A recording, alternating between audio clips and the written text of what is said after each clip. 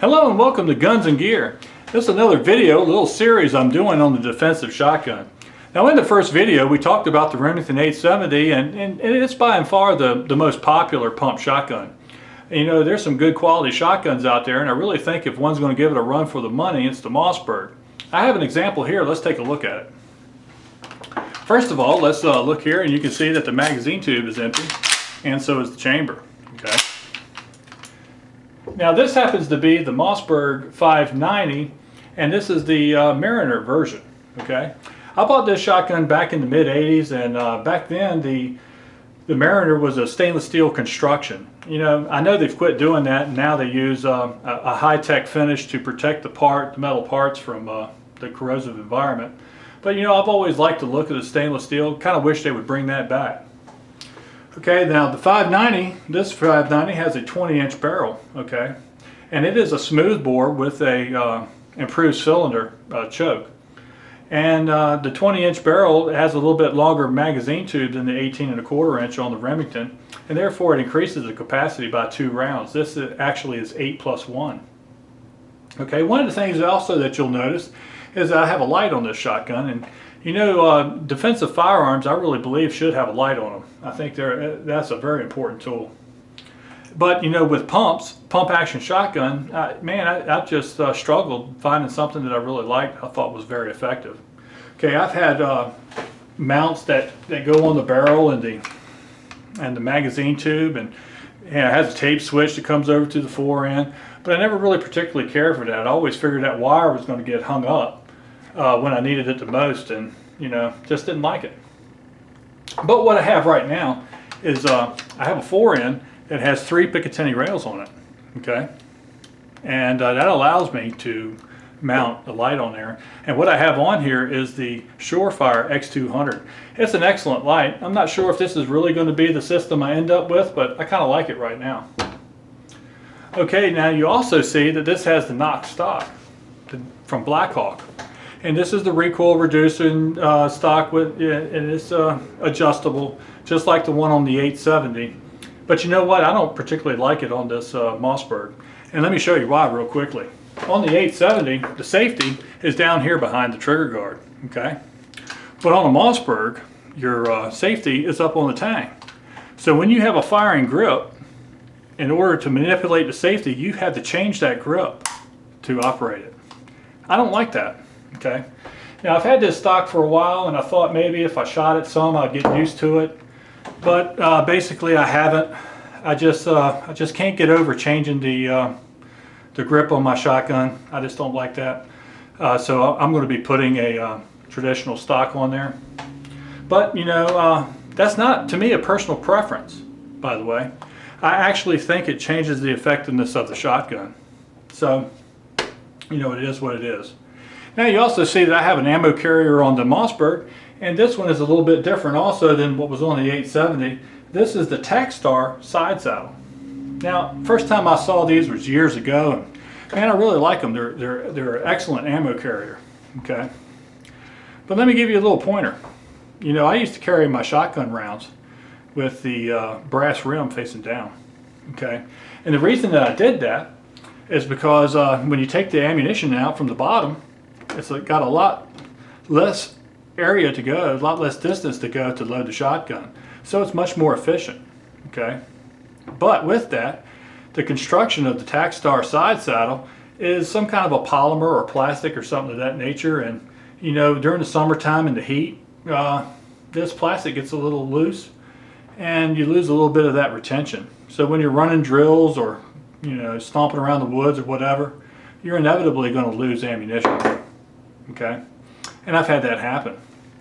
So a quick fix to that is to carry your ammunition where the brass rim is facing upwards. Okay, but with that, you've now increased the distance, and it's not as efficient to load. So you need to practice. Okay, and it's a good time to talk about practice, talk about instruction. You know, with any gun, with any weapon, especially that you're going to use for defense, you need to get quality instruction. You know, I've said that before in other videos, and I will continue to preach that. I am very lucky where I live. You know, here in Norfolk, Virginia, we have the world's largest naval port. We have a lot of military folks around, Marines, Army, Air Force. But also, I'm less than an hour away from Manteo, North Carolina, and that's the home to Blackwater. Now, the Blackwater training facility, you know, years ago, I used to have a couple friends of mine that were instructors there. That afforded me an opportunity to kind of take a look at the facility, and I did sign up and take some courses there over the years. And it's a quality facility. It's top notch, no doubt about it. And I bet if you look anywhere around the country where you live, you'll be able to find something that's fairly close. And it is important to get that quality instruction, okay? Now with that, let's talk about ammunition. You know, a lot of folks really don't think about ammunition for a shotgun the way they do for their favorite sidearm or for their home defense rifle, whatever the case may be. But it is just as important. You know, in the movies, an individual, he points a shotgun down a hallway there and he pulls the trigger and 2 or 3 people go flying through the air and out windows and everything else. But in real life, it's just not like that. You know, the distance in a home down a hallway is very short, okay? And a shotgun is a very precision instrument at those kinds of distances. Okay, a spread at 10 yards might only be maybe 1.5 inches, okay? So you need to know, one, the point of impact of the ammunition that you're using, and two, you need to know the effective spread, okay? So you know what your limitations are with that ammunition and shotgun combination, okay? So you saw that I had Tap ammunition for the 870 because that's what shot the best in it, the Hornady Tap.